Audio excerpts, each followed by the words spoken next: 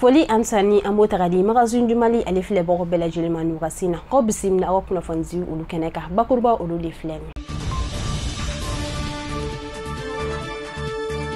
Bakurba kun folo la sa ameta jekulu mire na lere wuli association des organisations de l'appel du 20 février 2023 na lere jekulu sigira février kalo kile mugan samba fla ali mugan annan sa kaseka kokorma dulu takadija maraduma amiklaka unyo fawen fokata se kuna fone ona sira wala sa ameta lakana ko ale bunanguka bamagachuga manyema mbino na lere be wuli ko seku alliance juraidi na lere terusiga manyema anga fintira ko iteketa alika amikla kana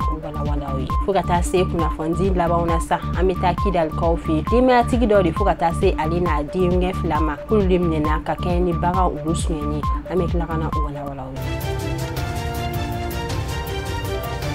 Nini anga bi bakuruba wesa au bisimla kokura anga kuna fonzi udo keneka ina fonya foyena chugumna kakeni ministri ka la nyonye mbeke araba nya sakaleje kunuta okera dada ulaklina ko nyere numne bere kumbe colonel Assimi Goïta na lere anga jamana kansige ni wakasi ko keneka colonel Assimi Goïta ale décision chamanta okum konnala colonel Abdoulaye Maïga na le ministre de l'administration territoriale et de la décentralisation nya sakaleje ay korfo da conseil maukluga kayira kafo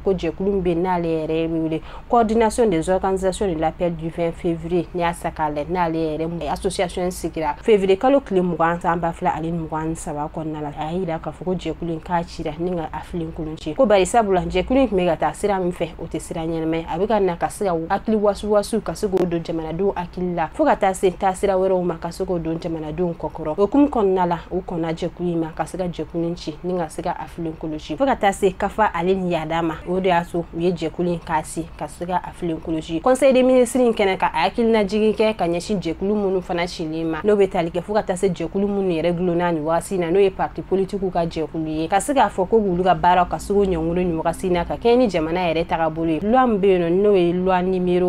numéro 05-047 mu yere be tara utu kalkuleta an shegi 2005 ukonna la sa loi konna la abi yira ka fo parti politique ko limité do la parti politique ou tesgateme o limitinka ko kum konna la ku ga bara ko nyongulan wakasina ko bari sabla parti politique do yere be gata siram fe ko o tesira nyana mai ko gata se dona semeno na no yi marsikalo konna no oye ka association do fanati ninga sega o da kulunchi no association no betalike ayem na lere association des élèves étudiants du Mali no ye anga sanfe kala songa kokoro do maga wi no yere kera marsikalo klita an sabasamba fla alin muwa annanna ko gata se jekulu mfana be no ye imam Mahmoud Duko no wele ko simasi ninga ufana chiko da kulunchi ko barisa blaw nim berebe mamu yere bu no imam Mahmoud Duko ye kakeni aninga jamana fugata se alje jamana obe foko nyon ko la kumamna na le willa ki kunda o jamana ka ayre kumeka data siramina ninga jamana do la futine ka ke franje fanga ka ni ya takale o de okum konnala wi jekulin ka ti ka afli kulunchi fugata se association mfana be no na le re kawral renouveau international ali fana ma yo fana ji ninga adda kulunchi o bela jidin kera masikalo temeni samba fla alin mugan alin nani okum konnana albi kuna fonya nasira ofesa ina fonya fonya chugum amta terrorism ko ali bunankuka kakeni finsigila ko ka wili ka jonu ga jijani magwaye wi wili ka joke anga jamana ali chamanche afonfe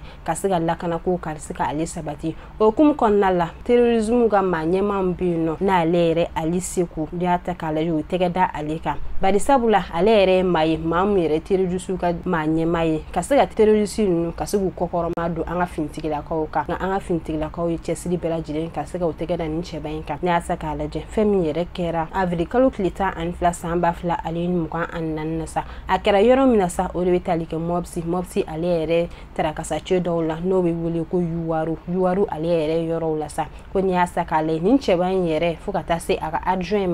adrem yere na alere toko yi Sheikh Umar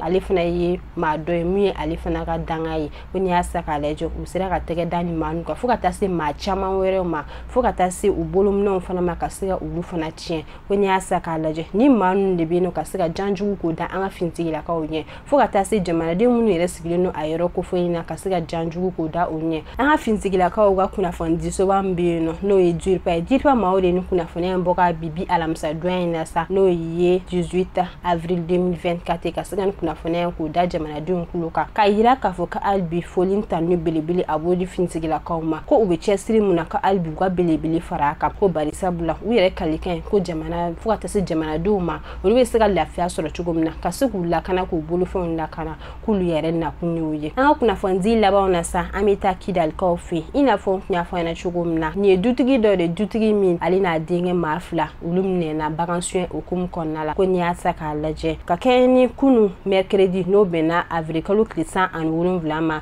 fintigilakaw ka yaala hukumu kɔnɔna la u taara bɔ nin ma ko felen ka se ka u tɛgɛ da u kan ko bari sabula ni maa ninnu yɛrɛ de bɛ yen ka se ka maaw ka bagan bɛ tali kɛ misiw la ka se ka olu suɲɛ su ni tile jamanadenw bɛ kule la k'u ka misiw tunna da ni maa ninnu de tun bɛ ni misiw ninnu suɲɛ ko n'i y'a ta k'a lajɛ n'u ye misiw ninnu suɲɛ u bɛ taga n'u ye dugu la dugu min ka surun la ka se ka olu faga su fɛ ka se tila ka taga o feere o jamanaden kelen ma o dugusajɛ o de hukumu kɔnɔna la faamaw ye wuli ka jɔ kɛ ka kɛ ni yɔrɔ in yɛrɛ sigibagaw ye olu de y'a yira k'a fɔ ka se ka faamaw ladɔnniya k'a fɔ ko ni maa ninnu ko siga kelen do u la de ko bari sabula u yɛrɛ bɛ fagali kɛ ni ka na o feere k'u sigani bɛ o la o hukumu kɔnɔna la u ye enquête k'o sigi sen kan enquête kɔnɔna la u sera ka t'u bolo da ni cɛba in kan fo ka taa se ale n'a den n'o bɛ tali kɛ u maa 3 la k'u bolo da u kan o de hukumu kɔnɔna la a yirala k'a fɔ sɛgɛsɛgɛliw kɔnɔna la u y'a yira k'a fɔ k'olu yɛrɛ de tun bɛ misi ninnu suɲɛ ka se ka o faga su fɛ ka tila ka t'o feere jamanadenw ma o de y'a to faamaw sera ka nin maa ninnu minɛ hali bi jamanadenw y'a yira k'a fɔ ko u bɛ finitigilakaw fo ko bari sabula u bɛ cɛsiri min na yɔrɔ kofɔlen na n'o ye Kidali ye ko hali bi k'u ka caman fara a yɔrɔ kofɔlen sécurisation kan